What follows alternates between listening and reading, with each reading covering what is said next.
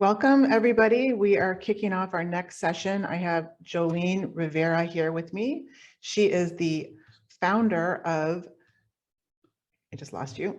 She is the founder of Red Belly Honey, and she is going to be, her session is first female minority founder, culinary cannabis media and natural products, CBD food. So Joline, just tell us a tiny bit more about your background, and then we'll get right into this session.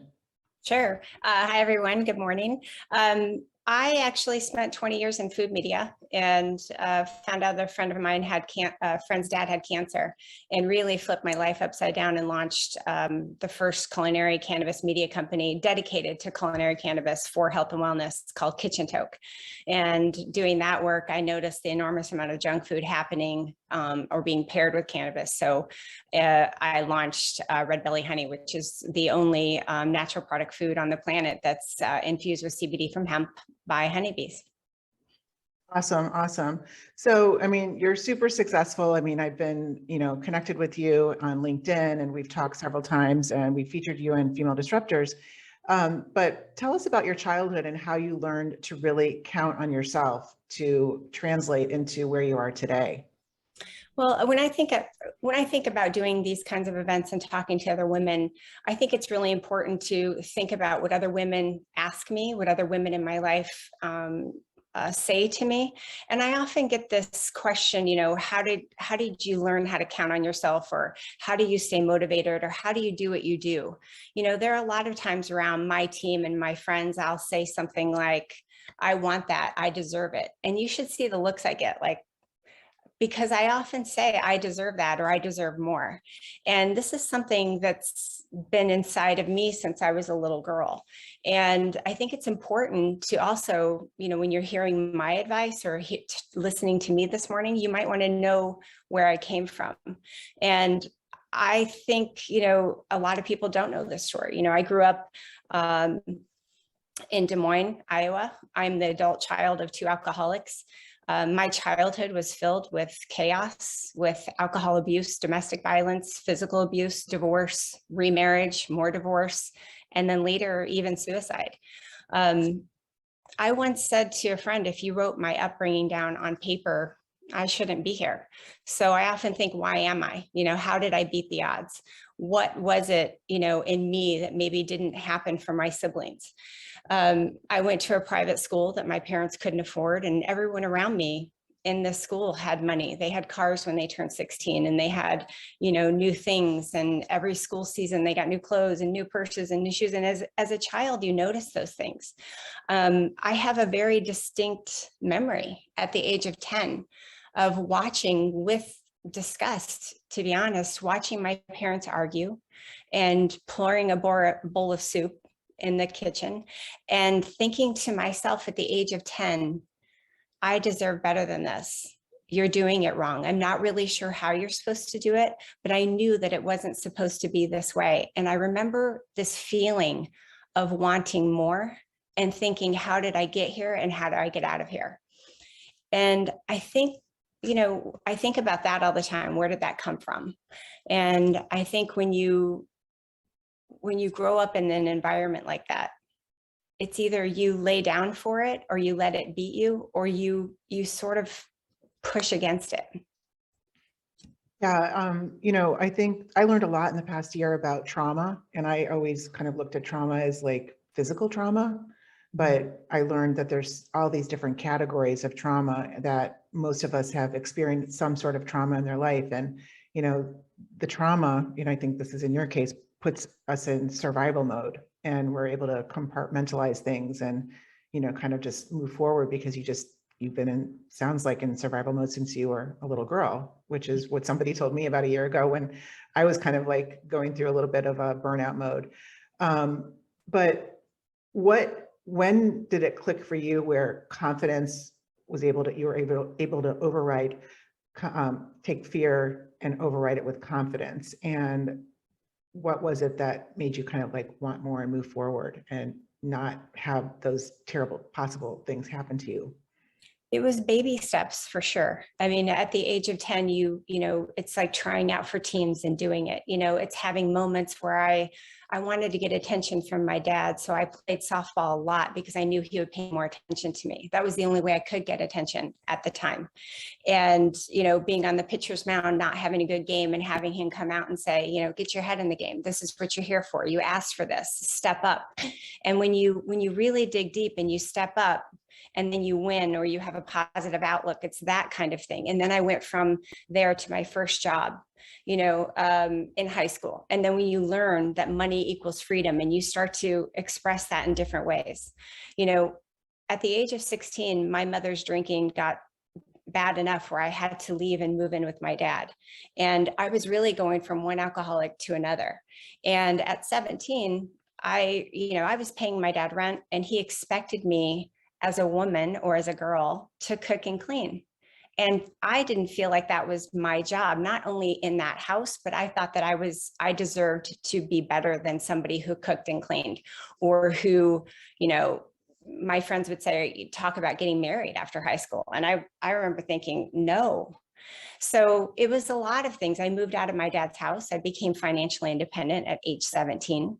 But really, when you take those steps and you figure out that you're doing it, that you can do it, it's 1 month at a time. It's your first job. It's your first apartment. It's your first car. And then as soon as you're doing more, you want more. Because I did inside of me, I was pushing like, well, what else can I do? You know? So what benefits did this approach help you early in your career? Well, I think when I got that first job at 17 and I was still finishing high school, I was paying my own rent. I was able to get a car. College was not discussed in my house. This was the biggest step, to be honest. College wasn't discussed in my dad's life when he was growing up. It wasn't discussed in my mom's life. It certainly wasn't discussed in my household. There was no way they could afford that. So I started to think about how am I going to get through college? When am I going to get through college? Will I ever get through college? Is this something I can do on my own? And I remember going into Drake University and asking them, if I've never taken an ACT or an SAT, how do I get into this program? I knew that if I could find a way, I had the will, if I could find the way and jump through the hoops. I've always said I'm not the smartest person, but I'm willing to be the most creative and jump through those hoops. And so I think this inner drive of listening to my instincts and then acting on them and saying, you just try it. You know, the worst thing you can do is yes, no, maybe, 2 out of 3 of those are good. And so Drake University said, okay, you can take these classes, you can take 21 hours of school, but you have to maintain a certain amount of grade point average to stay here. And that's how I got in Drake. That's how I got through Drake. And I made the dean's list every semester. And then from then on, I really just plotted out my life. I'm like, okay, I'm going to graduate from here. I'm going to get an internship at Meredith Publishing. Then I'm going to get hired by there. And at the time, I remember thinking, then maybe I'll think about marriage. But then I want to go to get my master's degree. So I was really, I don't know if it was a little bit of a combination of drive and inner drive, or being naive too. There's a little bit of, naive, this. Why can't I? When you're young, you feel like you can do anything. It didn't occur to me that maybe it wasn't going to happen. When you graduated college, what came next? Did you start your business right away, or? Well, it's funny because I did exactly what I just laid out for you. I had this whole plan except for the marriage part. When it came time to really do that, I sort of pushed back against that. I was thinking to myself, I have too much to do to get married and have kids and do all the things that I think what I felt like women in the Midwest were expected to do. But I actually graduated from Drake. I landed my first job at Meredith Publishing. I actually was working for one of their best-selling magazines at the time. I became a senior art director there. And they also offered to pay for my master's program. So I used to get on the Meredith Learjet and fly to New York to Teterboro and then take a car up and go to school at Syracuse. So I went to Syracuse, got my MA. They paid for 85% of that. And I remember at the time, I wanted more. there was a time where, a lot of my friends were like, you made it, you did it. You feel accomplished? I did, but I still wanted more. You would think, I think most people would think, all right, you've got your degrees, you've landed the job you want. I was moving up. There was room for me to grow in this company. My parents were like, you could retire from here, And a lot of my friends were like, well, when are you going to get married? Are you going to get a house? Are you, and all of these questions, I was like, this isn't it. This is not it. I'm not done. I can't imagine staying in this cubicle for 20 years. I can't imagine being in Des Moines, Iowa for 20 years. There was so much I wanted to do. I wanted to travel. So I spent 5 years there. I left and went out on my own, not knowing, I had no idea how this was going to go. And I remember being on a photo shoot in New York, and one of my art directors saying to me, Joline, could you shoot this? We have a project for the Food Network. Can you handle this? You've shot food before, right? I completely lied. I said, oh yeah, I can do that. I had never shot food before, but I did it anyway, because there was something in me that said, you can do it. You'll figure it out. I always have this, you'll figure it out. And that comes from my upbringing. A lot of people told me when I left Meredith Publishing, you made a mistake. You made a mistake. People would kill for that job. You could retire from here.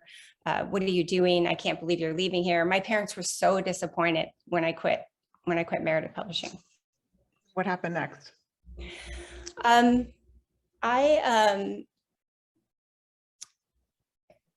I look back on that, I would say to anyone listening, when you're learning and mastering your craft or whatever it is, or whatever is important, that's the part that gets you in the door. That's the part that got me in the door. The part that was design and art and art direction and creative direction and photo direction.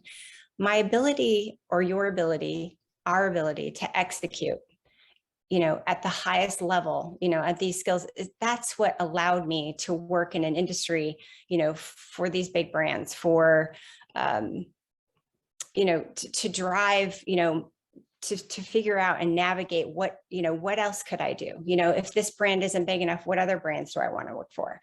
For most people, I think that there's this, we get so caught up in how can I do it? What am I supposed to do? How do I get there? How do you deal with the rejection? Those kinds of things. And for me, when you grow up in a family or in an environment like I did, there's no real, you have no choice. You have to keep going. You have to keep getting up. It's either that or you spend your life pointing to your upbringing. You settle for a life of mediocrity and point to your upbringing as like it's that fault, and that just wasn't something that I really wanted to do. I mean, the odds are against us as women in general. And, then how we were brought up is another, circumstance, situation. And then, your heritage is, possibly another influence. So how has your heritage shaped this journey for you? Well, it's interesting, because, when growing up in Iowa, let's just say that, how do I say this? There was zero regard for multiculturalism of any kind in Iowa. In my school alone, I think I was the only, brown girl, if you will. And the best thing that I could do was blend in. My grandparents spoke Spanish, but they would never teach us how to speak Spanish. My dad rarely spoke Spanish, my mother either. So we really were just taught at an early age to blend in until I got in the cannabis space. It wasn't until about 2015 or 2016 when I was really entering that space. And aside from the racial injustice of cannabis, I was forced to deal firsthand with the color of my skin.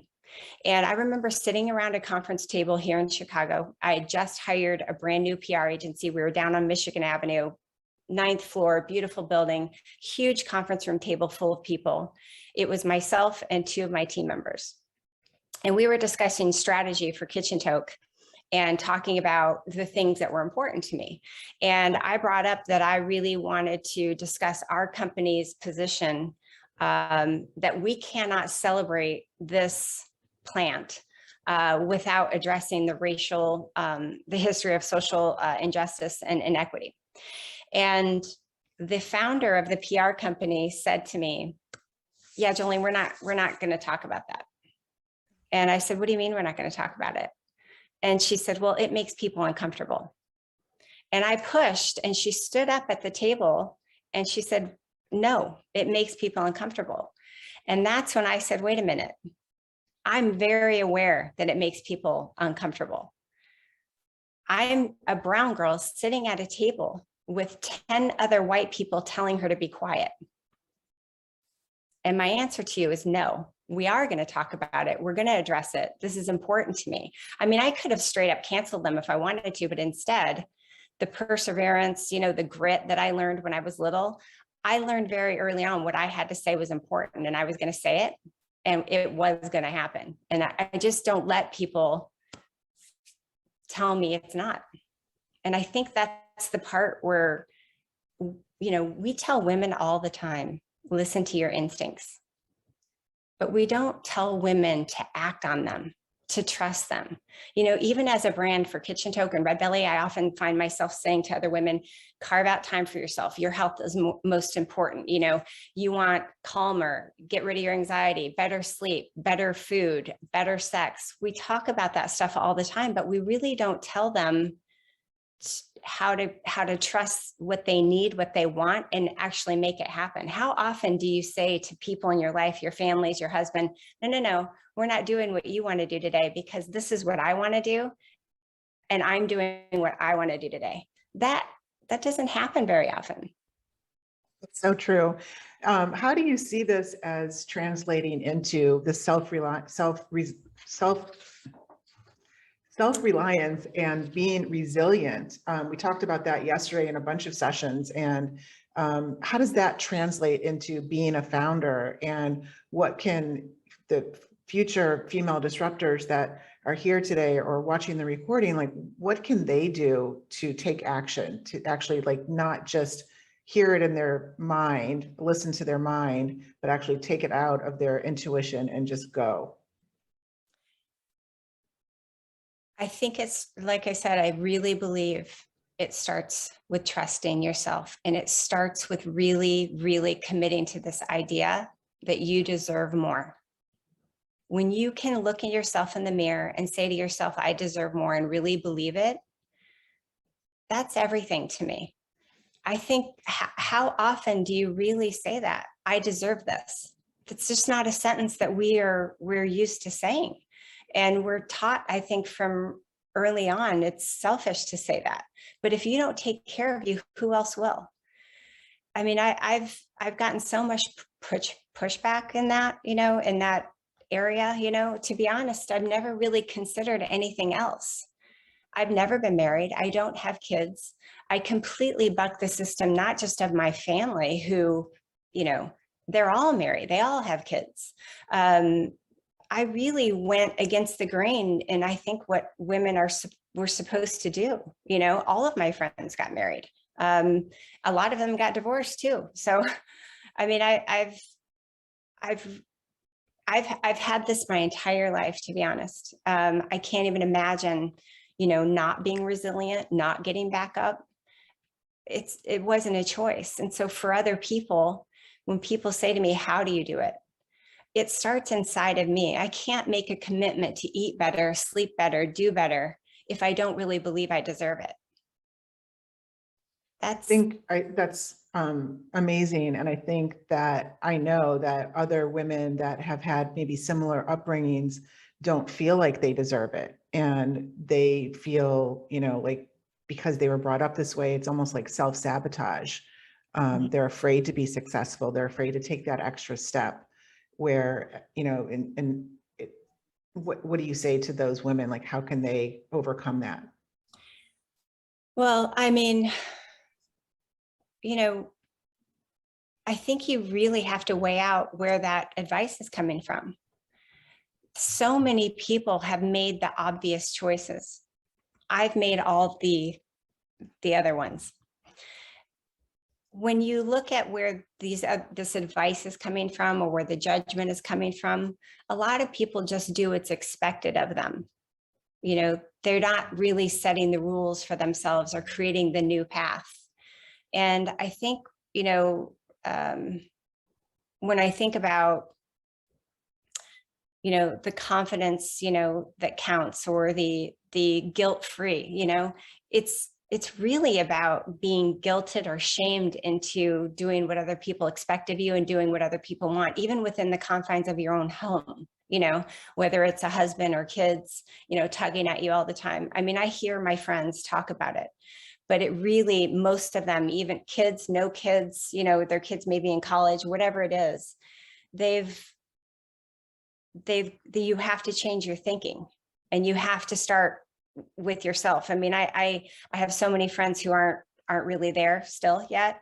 We talk about it a lot, you know, how did you do it? How do I say that? I feel bad when I say that, you know, and I think those are learned, and I think that we can unlearn them just as much as, if we want to, just as quickly as we've learned them, you know.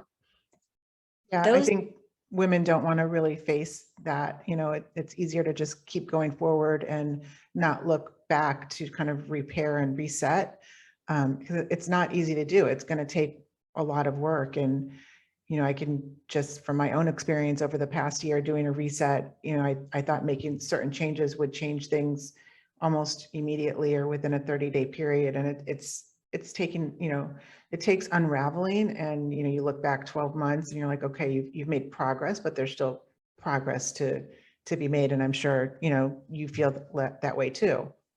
Yeah, it was my education, I think, really, and the successes, you know, even the small ones I talked about early on, just baby steps, one thing at a time. It was those things that really helped me discern the difference between constructive criticism and feedback that came either mostly from fear or outdated thinking, or just this idea of, I think so many of my friends got caught up in, this is just what we do, right? You finished high school, you go to college. A lot of them went to college. Some of them never left, you know, Iowa. So they just went right from high school to getting married, to having babies. And, you know, there are a lot of my friends who had babies. I actually talked to a girlfriend of mine. She said, Joline, when I had a baby, I remember you came over and you were like, I was like, do you hold my baby? And I was like, I'm okay. I just didn't have that, you know, I was missing a chip. I think I always said I was missing a chip, but to be honest, I think I was just built with different chips than other people. Yeah. And I learned very quickly it was okay. And it took me a while, to be honest, but I wasn't afraid. I've never been afraid to sort of upset the apple cart or buck the system, or, you know, I can't even tell you how many people told me, don't leave Meredith Publishing. They paid for your school, stay there, you can retire there. I mean, if I had done that, I would probably end up, you know, in Iowa still, working for the same company, in the same cubicle, maybe married, you know. Yeah, I just can't even imagine, you know, not traveling the world, not doing what I'm doing, you know. Even when I started Kitchen Toke, I had everything when I started Kitchen Toke. I had a great career. I flipped it completely upside down, put all my money into launching Kitchen Toke, because I think there's somewhere along all of these lines, I realized if there's one thing I can count on, it's me. And if this doesn't work, then you just don't do it anymore. Joline, thank you so much for sharing your personal story. It's very, very motivating and inspirational to me. And we are out of time for questions, but one thing we're looking at doing is having a Q&A after maybe next week or something with all the speakers. So we'll circle back on that. And if anybody has any questions for Joline, you can message us or message her, and we will try to answer them for you or get them answered. But thank you so much. It's been just very inspirational hearing your story and your journey. Thank you so much, Lisa. I appreciate you letting me be a part of the event. Thank you for being a female disruptor. Thank you. Bye. Bye.